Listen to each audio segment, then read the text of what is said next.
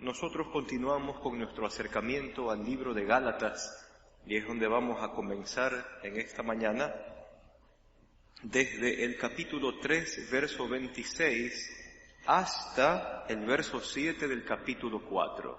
Vamos a hacer un acercamiento a esos versículos y oremos que el Señor nos dé sabiduría para hacer la lectura de este texto de una forma correcta. Gálatas, desde el capítulo 3, verso 26, hasta el capítulo 4, verso 7. Así que vamos orando que el Señor nos ayude en la meditación de este texto. Señor y Padre, gracias. Gracias, Señor, porque todo ha dependido de ti en cada aspecto de nuestra vida. Gracias, Señor, porque por nuestro propio afán o querer no se logran las cosas, solo porque tú intervienes y solo porque tú haces. Te pedimos, Señor, que hoy nos des entendimiento para acercarnos a la riqueza de tu texto y que puedas tú, Señor, confirmar verdades necesarias para nuestro corazón, verdades para vivir. Te damos gracias por este tiempo junto a ti, en el nombre de Jesús. Amén. Amén. Nosotros ya hemos pasado por aproximadamente cerca de 3 capítulos meditando un poco en el tema de la gracia y viendo la necesidad que tuvo la ley, la necesidad de ser entregada. Y por lo menos nos podemos concentrar en 3 aspectos que fueron necesarios para que la ley de Moisés sea entregada al pueblo de Israel como primeros portadores de esa ley o de esa palabra revelada. Número 1, Israel como nación que salía de la esclavitud necesitaba una constitución legal que le permita vivir como nación y saber cómo autogobernarse. Ese sería el fin civil de la ley. Pero la ley mosaica también tenía una categoría moral. La ley habría de enseñarme qué moral es Dios en todos los aspectos de la vida y cómo a Dios le interesan todos los aspectos de la vida. Y esa es la razón por la cual esos 10 mandamientos tienen su explicación con 613 mandamientos y ordenanzas extras para que la gente pueda conocer la moralidad de Dios. Pero al mismo tiempo la ley tuvo un carácter pedagógico, y pedagógico desde la perspectiva en que la ley sería como un niñero, como decía el apóstol Pablo, o un ayo, o una nodriza, como usted lo que una nana, como usted la quiera llamar. Era una ley necesaria para llevarme hacia a Cristo. Y la ley es como que constantemente me vive enseñando y me dice a mí: por tu propio obrar no puedes, por tus propias fuerzas no puedes. Nunca llegarás a ser perfecto por ti mismo. Y lo interesante de la ley es que al ser tan detallista, tan detallada para hablar de los distintos aspectos en que usted y yo transitamos y nos movemos, a todos nos encierra bajo la muerte. No sé si usted cuando se ha topado con los 5 primeros libros de la Biblia donde podemos encontrar a esta ley en su máximo esplendor. Si haces tal cosa, muera apedreado. Si haces tal cosa, que muere irremisiblemente. Si haces tal cosa, serás cortado del pueblo. Si haces esto de acá, desechado. Y la ley tiene esa intención.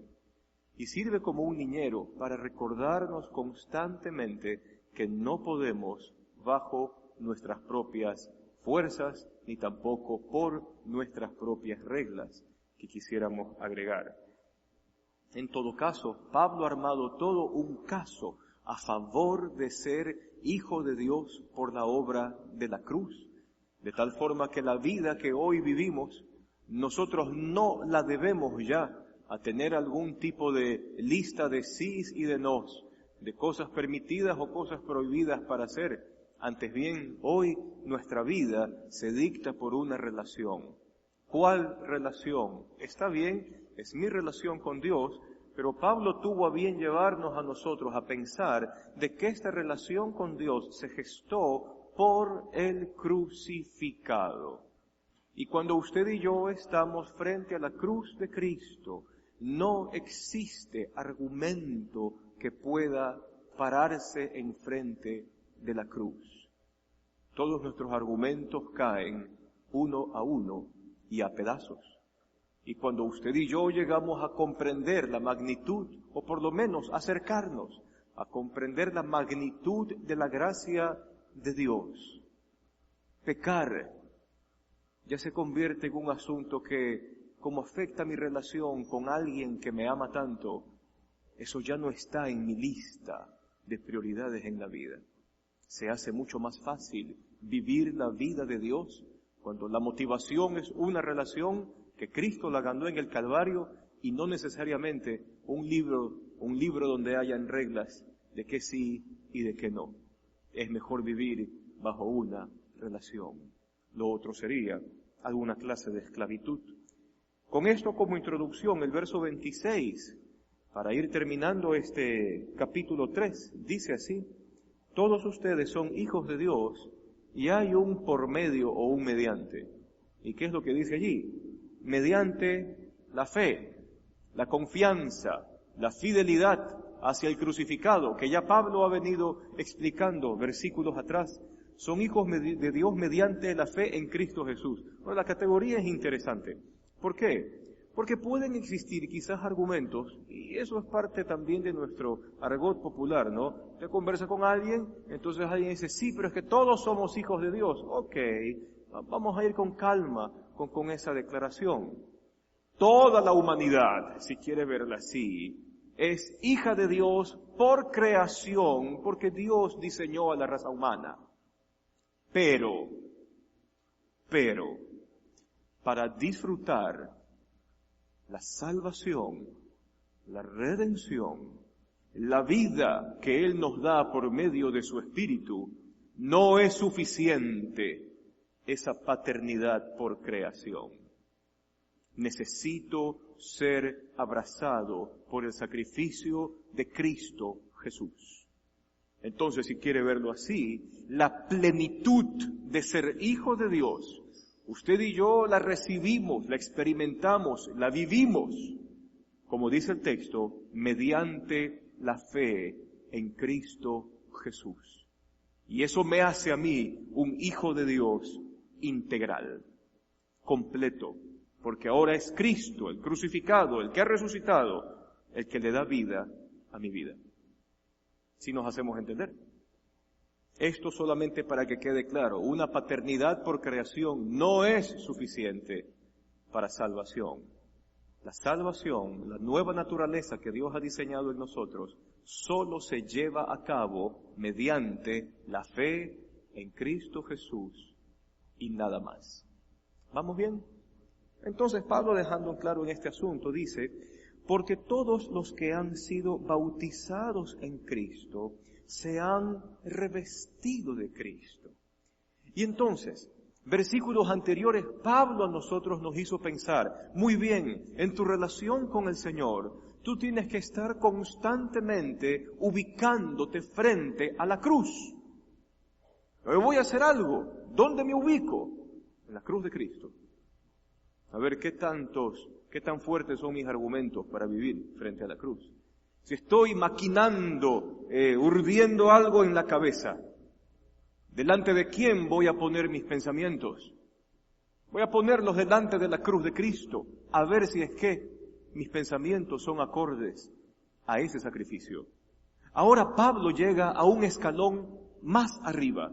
¿Y qué es lo que dice? Muy bien, no solo es estar frente a la cruz de Cristo, sino que ahora, si tú eres un hijo de Dios, que has puesto tu confianza en Cristo y no en tus propias obras, no en lo que tú logres hacer, no en lo que tú logres realizar por tus propias fuerzas. Cuando confías plenamente en la obra integral de Cristo Jesús, hay algo más. No solo que estás frente a la cruz, sino que ahora las vestiduras que te visten es Cristo mismo. Y eso ahora cambia mucho nuestra forma de vida y de proceder. Porque esto es algo real para aquellos que somos hijos de Dios. Y es verdad, en ocasiones no va a ser fácil. Por eso en otros textos, en otras cartas, bien el apóstol Pablo dice, despójense ustedes del hombre natural que está viciado conforme a los deseos de la carne, y más bien revístanse de Cristo en completa justicia y santidad de la verdad. Entonces, teniendo en mente esto, sucede entonces que la gracia no solo que me ubica delante de la cruz, no solo que me motiva por un sacrificio y una relación, sino que ahora me reviste de una persona diferente. ¿Cuál persona es la que me reviste? Cristo, según el texto. Ahora, el apóstol Pablo en el verso 27 hace eco de algo que se practicaba en la iglesia primitiva, en la iglesia naciente. ¿Y qué era esto? Mire, es hoy digo siglo XX y XXI, donde hemos puesto de moda esto, ¿no? Primero haga la oración de fe. Después de hacer la oración de fe, que pase un buen tiempo a ver si es que se bautiza, ¿no? Y que se abra el curso de bautismo y después meterlo al agua. Eso es moda nuestra, eso es moda reciente. En la iglesia naciente, la persona ni bien creía y por las mismas al agua. Porque arrepentimiento y bautismo, quizás como algunos que alguna vez habrán conversado conmigo, arrepentimiento y bautismo era un solo evento. Ni bien ponían su confianza en Cristo e inmediatamente al agua.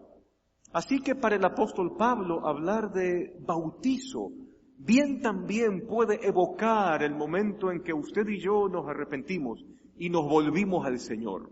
Inclusive, el bautismo se convertía en la marca pública de que alguien había decidido seguir el camino de Jesús de Nazaret.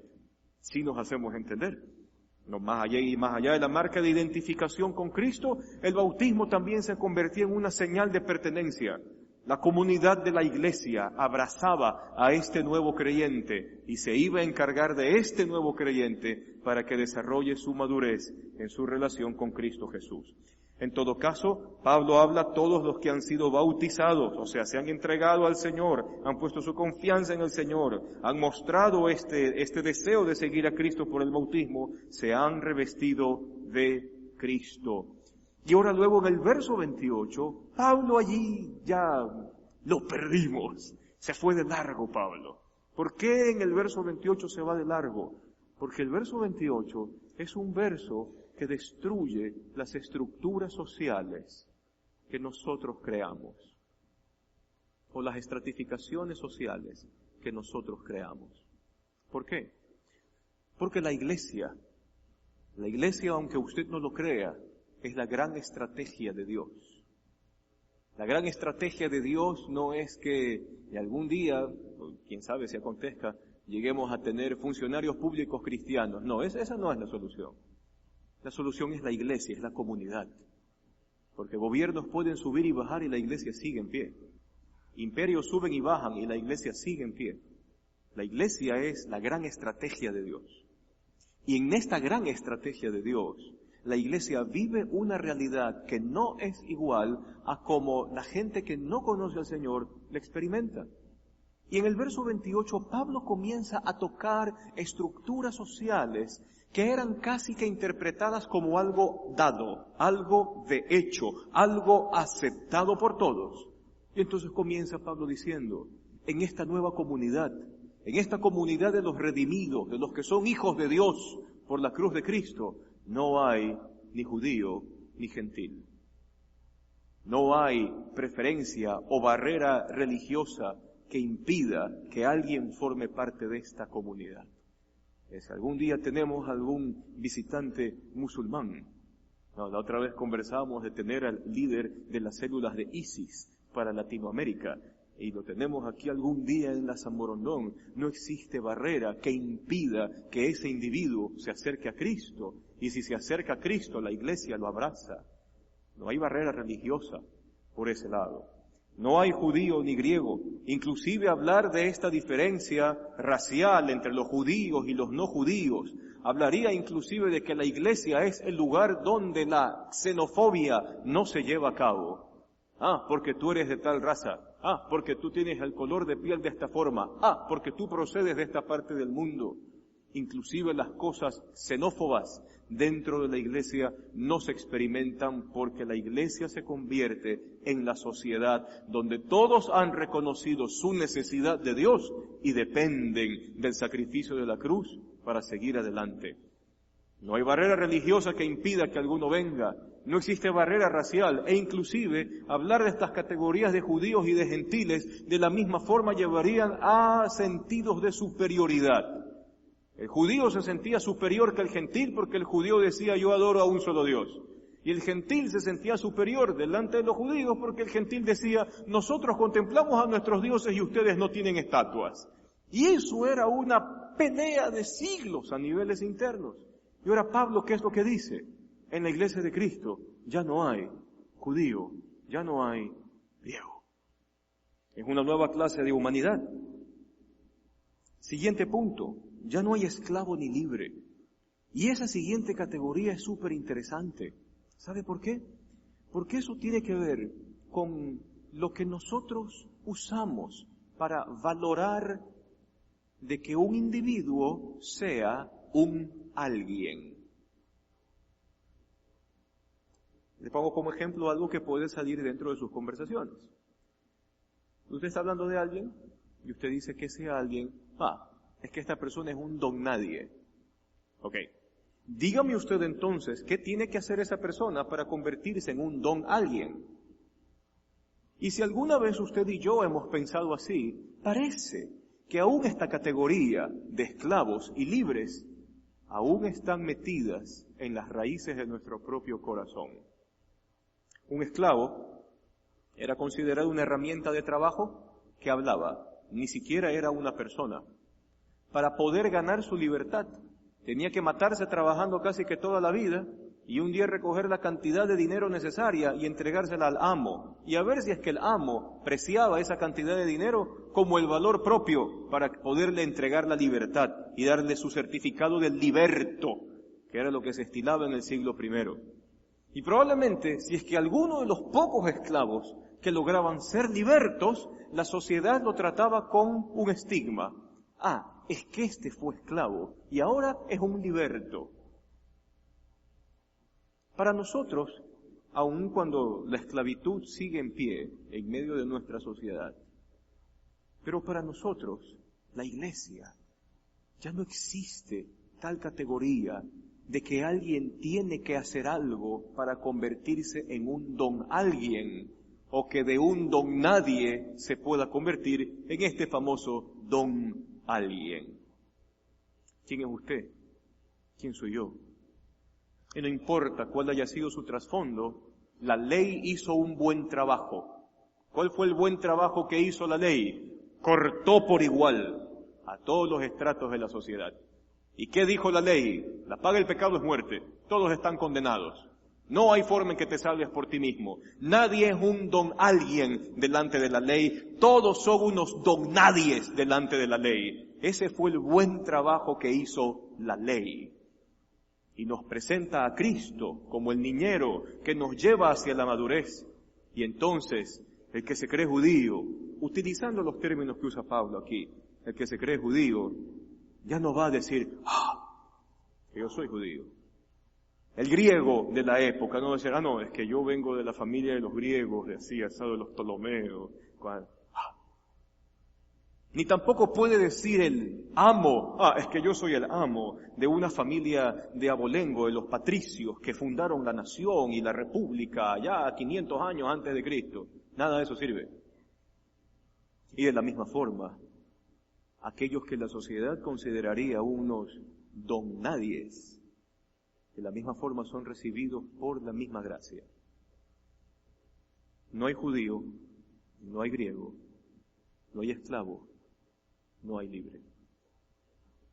Y eso implica también que las consideraciones de nuestro corazón también comienzan o deberían, si Cristo está en su corazón, deberían comenzar a cambiar.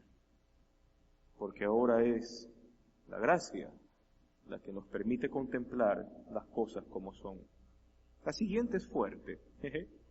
En la gracia tampoco hay estas superioridades que se dan entre quienes. Ni hombre ni mujer, dice el texto. Y es lo mismo que se experimenta hasta el día de hoy. Hasta el día de hoy nosotros vivimos una guerra de los sexos no declarada. ¿Y qué me dice el texto bíblico? En la gracia de Dios ya no hay ni hombre ni mujer. La mujer en el siglo I nunca dejaba de ser niña.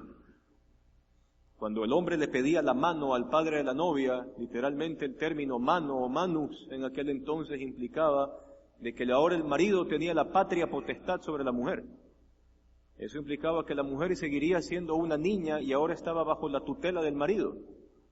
Ahora imagínense lo que implicaba para esa sociedad ingresar a la gracia de Dios y decirle a esa sociedad, ya no, estamos en la gracia. Y las cosas que la sociedad romana, que era el pico de la civilización de aquel entonces, y aquello que la sociedad romana presenta, es anticuado. Porque en la gracia ya no hay esas superioridades o inferioridades marcadas porque seas hombre o porque seas mujer. Antes bien, ambos, los dos géneros, son necesitados del Cristo Jesús, que murió y que resucitó. Entonces mire usted cómo en la iglesia, la gran estrategia de Dios para el mundo, la iglesia vive una realidad diferente y esa debería ser nuestra identidad. Si somos hijos de Dios, esta debería ser la forma en cómo nosotros experimentamos la sociedad aquí adentro. ¿Sabe qué es lo interesante? La iglesia tiene una fuerza superior a la de cualquier imperio, gobierno o filosofía. ¿Por qué? Roma también tenía, llamémoslo así, su gran estrategia en el primer siglo. La gran estrategia romana era el imperio mismo. El imperio tenía que expandirse. Las cosas se hacían por amor al imperio. El imperio es el que se encarga de... Roma tenía su gran estrategia. Y lo interesante es que la iglesia, solo con 300 años de trabajo, logró poner a un imperio cabeza abajo. ¿Por qué? Porque desde las bases, desde las casas, desde los lugares donde se reunían. ¿Dónde se reunían? En grandes templos. Para nada. La iglesia se reunía en las casas, en las cloacas o en los cementerios. Esa fue nuestra historia. Así se congregaban los primeros cristianos. No importaba el lugar, pero cada vez que se reunían, ellos experimentaban esta realidad de vida y esta realidad social. Llegó a ser tan linda la vivencia de la iglesia que después de 325 años, desde que este movimiento llamado los seguidores de Jesús despertaron y arrancaron al emperador romano Constantino y luego al señor Teodosio, no le quedó más que rendirse y decir, no nos queda de otra. El imperio ahora es el imperio cristiano. Y la iglesia le ganó un imperio. No sé si usted se llega a dar cuenta de la fortaleza que existe en esta vivencia como hijos de Dios, siendo parte de la iglesia. El mismo Cristo habría dicho décadas atrás, a lo que Pablo escribe aquí, sobre esta piedra, hablando de que Él es el Mesías, sobre esta piedra yo edificaré mi iglesia. Y la siguiente frase es interesante. Y las puertas del Hades no prevalecerán contra ella.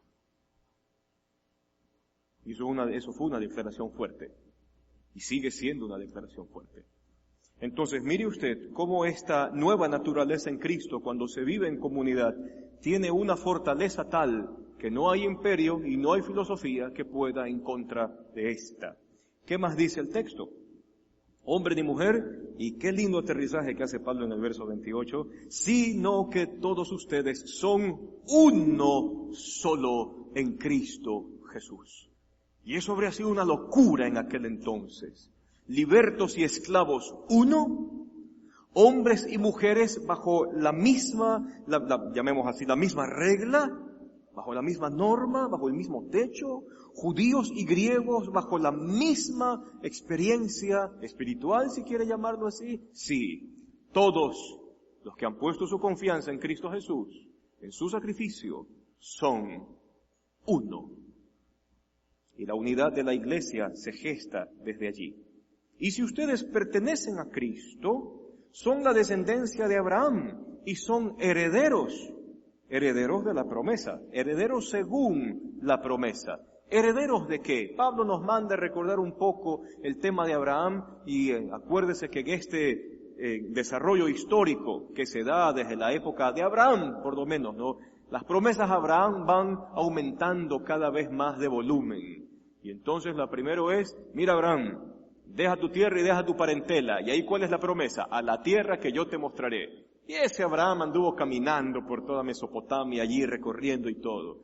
Ya cuando llega a Harán, al extremo, un poquito al norte de Siria, yéndose hacia el sur, en su caminata hacia el sur, hacia Canaán, Dios se le aparece otra vez y le dice, mira Abraham, yo voy a hacer de ti una nación grande, que ni siquiera las estrellas del cielo o las arenas del mar serán suficientes para contar a la gran cantidad de gente que va a salir de ti. ¡Wow! Vaya, el volumen aumentó.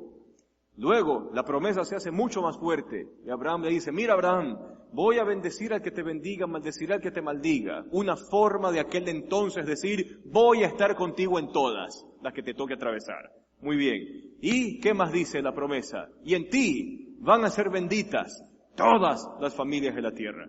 Y entonces, eso a usted y a mí nos llevan a un punto clímax. ¿Y cuál es? Usted hoy está experimentando la promesa que Dios le dio a Abraham hace miles de años atrás. ¿Por qué? Porque usted es parte de ese grupo llamado todas las familias de la tierra, al cual Dios dijo que bendeciría. ¿Que bendeciría con qué? ¿Plata, casa, carro, dama, casa y chocolate? No. Como diría también el mismo apóstol Pablo en otra carta, con toda bendición espiritual en los lugares celestiales junto a Cristo Jesús. Vaya. Eso es ser la iglesia. Mire usted la cantidad de credenciales que los hijos de Dios tenemos por gracia de Dios, según la promesa. Vamos al capítulo 4. Y dice, en otras palabras, continúa Pablo explicando esto.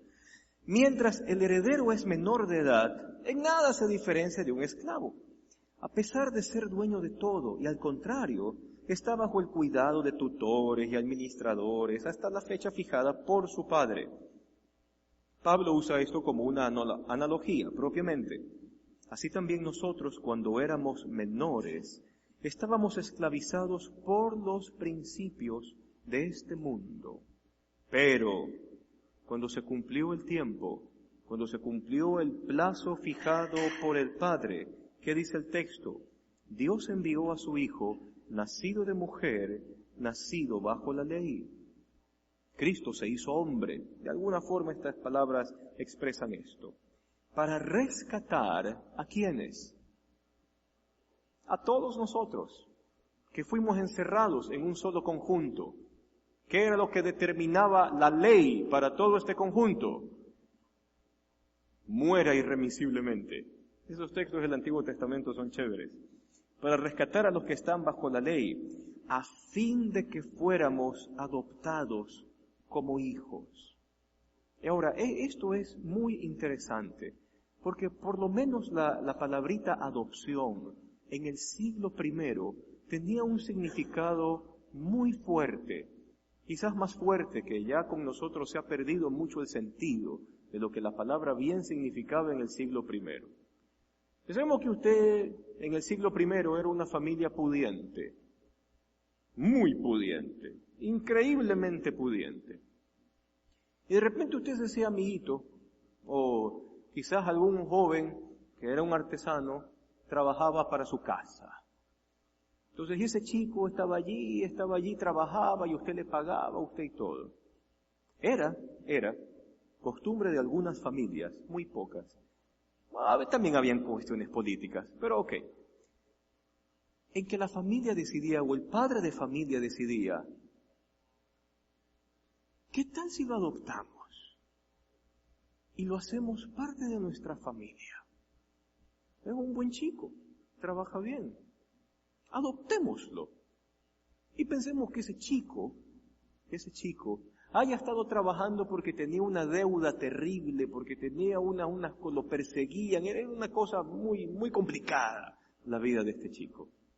Inmediatamente que se gestionaba el papel, el documento, donde se fijaba la adopción de esa persona, ese muchacho, sin haberlo merecido, comenzaba a llevar el apellido de quien lo adoptaba. Había un cambio de identidad, era todo un paso legal tremendo.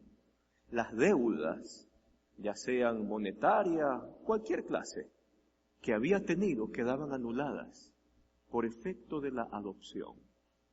Así que el término adopción habla de un nuevo comienzo, de corte y confección con todo lo que queda atrás, y se maneja una nueva realidad. Pablo no usa el término adopción para, el adoptado. No. Hay un término fuerte allí donde dice, ya no eres lo que fuiste, ahora eres diferente. Tienes un nuevo apellido y un nuevo nombre, ya no según lo que el mundo o la gente dice, sino lo que el sacrificio de Cristo dice de ti. Y ahora es una adopción para convertirme en ¿qué? Hijo de Dios.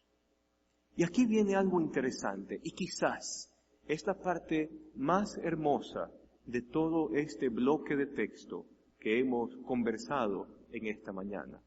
¿Y cuál es la parte increíble o más bonita? Verso 6. Ustedes ya son hijos.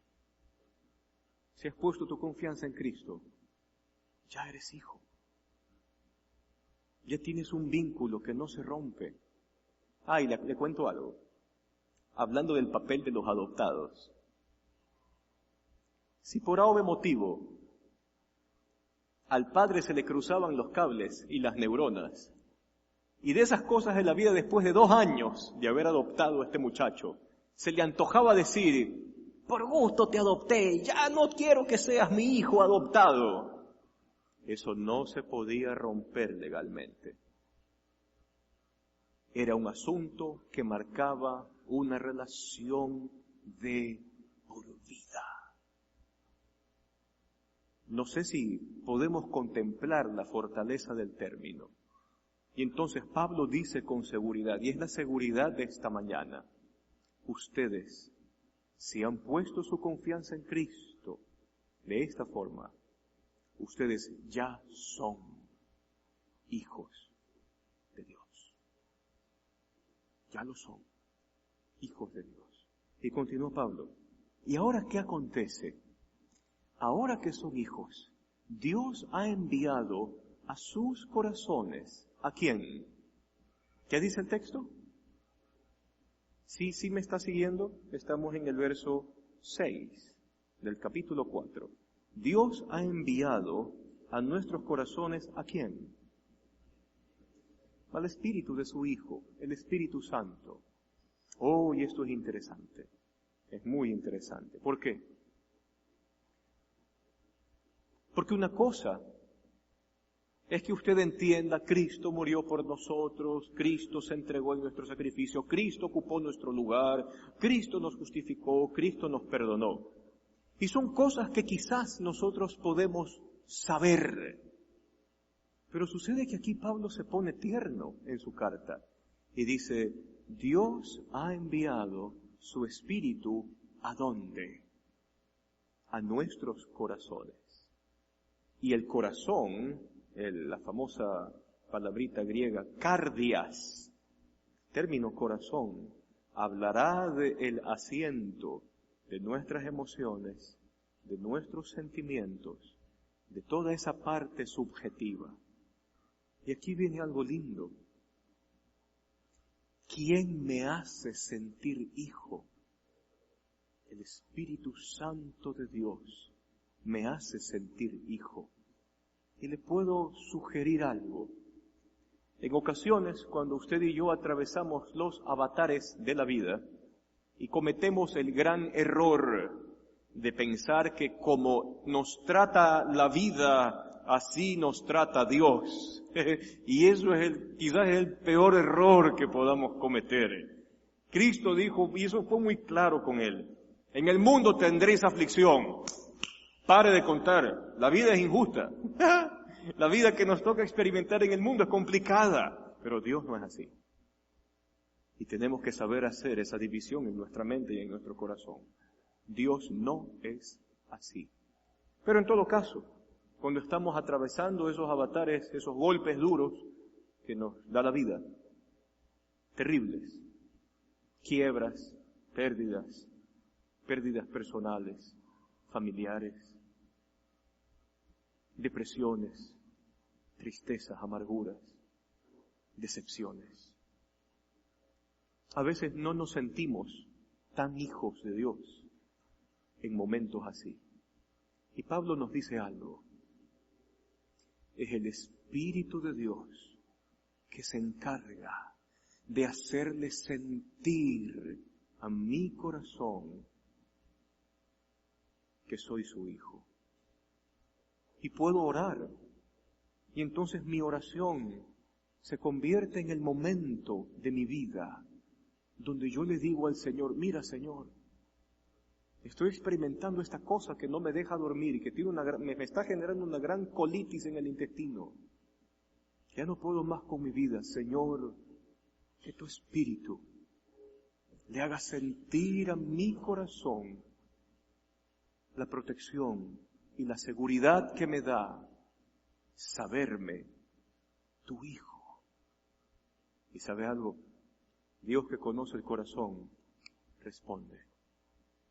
Porque el Espíritu Santo va a confirmar todo lo que Cristo ha hecho por usted. Y usted se va a sentir hijo.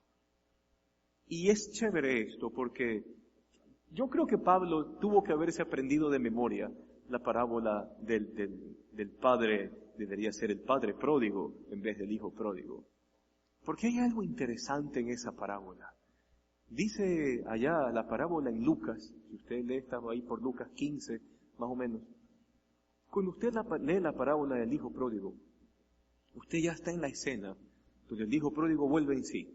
Entonces este muchacho dice, voy a volver a la casa de mi padre. ¿Cuántos jornaleros, cuántos trabajadores, cuántos esclavos no tiene mi papá? ¿Cuántos sirvientes no tiene? Y a ninguno de ellos les hace falta pan. Voy a volver entonces a la casa de mi padre. Lleva preparando su discurso, ¿no? Y le voy a decir, mira padre, yo he pecado contra el cielo y contra ti. Segunda oración, no soy digno de llamarme tu hijo. Y tercera oración, hazme como uno de tus jornaleros. El muchacho va todo el camino, ¿no? Todo desrapado, hecho una porquería ese muchacho. Apestoso. Se va acercando, la escena es terrible. Y sale el padre, se levanta las vestiduras, va corriendo donde el hijo. El pueblo espera que el padre lleve la piedra en el morral para caerle a pedradas al hijo, bruto, bestia, que ha hecho hacer de su vida lo que le ha dado la gana. Y el padre no hace eso. Luego el muchacho comienza con su discurso. ¿Cuál era el discurso? ¿He pecado? ¿No soy digno de llamarme? Hazme como uno de tus. Se viene el padre, sale corriendo. ¿Y qué dice el texto? En esa parábola hay cosas que se sienten. Hermano Tito, usted hablando de eso, sí. Que yo por ahí tengo fama de tener el corazón duro. Pero en el texto me habla de cosas que se sienten. ¿Y qué es lo que se siente en la parábola? El padre lo abrazó, lo besó. Y el chico comienza con el discurso. Padre, he pecado contra el cielo y contra ti. No soy digno de llamarme tu hijo. Y lo interesante es como que el padre, cállese, no siga más. Y después de hacerle sentir en su corazón que es su hijo, entonces el padre sale con declaraciones como, báñenlo, cámbienlo de ropa, pónganle un anillo, degüellen el cordero más gordo. Tenemos que hacer una fiesta, porque mi hijo, que estaba muerto, está vivo. Mi hijo, que estaba perdido, ahora es encontrado. Y entonces, fíjese usted la necesidad de estas dos cosas. Yo necesito una verdad. ¿Cuál fue la verdad en la parábola del hijo pródigo? El padre que dice públicamente, este es mi hijo. Pero es necesario que esa verdad se interiorice en el corazón. ¿Y cómo ese muchacho la interiorizó en el corazón? Cuando sintió el abrazo de papá, cuando sintió el beso de papá. Y entonces parece que Pablo, que tiene que haber escuchado cuando era un cristiano recién convertido esta parábola, Pablo entendió. Y ahora Pablo puede decir, Dios ha enviado a nuestros corazones el espíritu de su Hijo. Y este espíritu clama de una forma especial. Abba. Y Abba es un balbuceo que con el tiempo se convirtió en una palabra. Porque era la forma en cómo los niños chiquitos de estas culturas hebreas y semitas llamaban a su papá.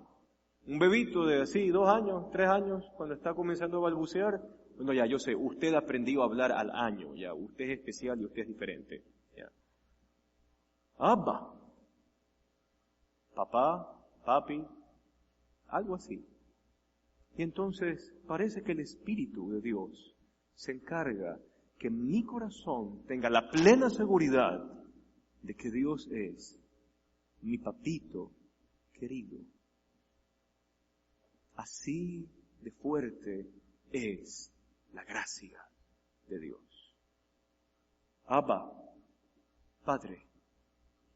Por lo tanto, dice Pablo, ya no eres esclavo, tú eres hijo. Y allí hay seguridad, por lo menos esperemos haberla transmitido en esta mañana. Ya no eres esclavo, eres hijo. Y como eres hijo de Dios, entonces Dios también te ha hecho su heredero.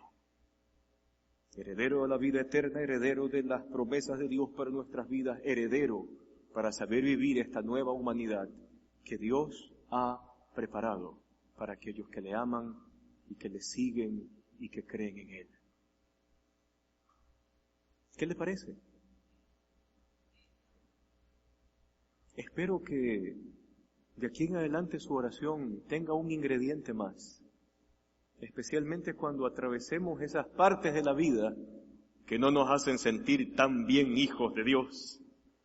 Podamos ir con toda seguridad delante del Señor y decirle, Señor, que tu Espíritu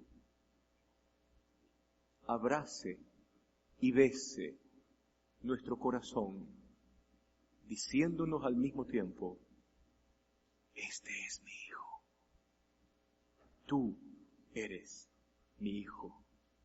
Y encontrar en esa declaración la seguridad que nuestra alma necesita para seguir en pie, para seguir adelante. ¿Les parece? ¿Está de acuerdo? ¿Ok? Vamos a orar. Y vamos a orar para que el Señor nos guarde en este feriado, para vernos el próximo domingo, y que usted utilice también este feriado de una forma chévere. Descanse, no se agite. Vamos a orar. Gracias, Señor, porque la obra de Cristo es integral en nuestra vida. No solo te encargas de dar tus verdades, no solo te encargas de darnos tus principios, no solo te encargas de hacernos entender la obra de Cristo, sino que también la llevas a nuestro corazón. Y si estamos atravesando quizás el valle de sombra y de muerte, te pedimos, Señor, que tu Espíritu que ha sido enviado a nuestro corazón, nos dé ese beso y ese abrazo que necesitamos, donde tú susurras a nuestro oído y nos dices, tú eres mi hijo, tú eres mi heredero, eres mío y de nadie más. Y que mientras tú trabajas en nuestro corazón, Señor, que nuestra alma se llene de esa seguridad, seguridad establecida desde la cruz, pero que ahora la atesoramos en nuestro corazón. Y que eso nos permita, Señor, tener una perspectiva diferente de vida, donde contemplemos la vida en iglesia como la vida de una sociedad nueva y diferente, donde no hay judío ni griego, ni esclavo ni libre, ni hombre ni mujer, sino que todos dependemos de ti de la misma manera. Te damos gracias, Señor, por todo. Oramos por estos días libres que vamos a tener muchos de nosotros, para pedirte, Señor, que guardes nuestra vida, que nos libres de todo mal, que seas con nosotros constantemente y que nos permitas retomar nuestras actividades bajo tu bien y bajo tu bendición, y que nos volvamos a ver la próxima semana. Te damos gracias, Señor, por todo. Te bendecimos a ti, en el nombre de Jesús. Amén. Amén. Que el Señor le bendiga. Nos vemos el próximo domingo.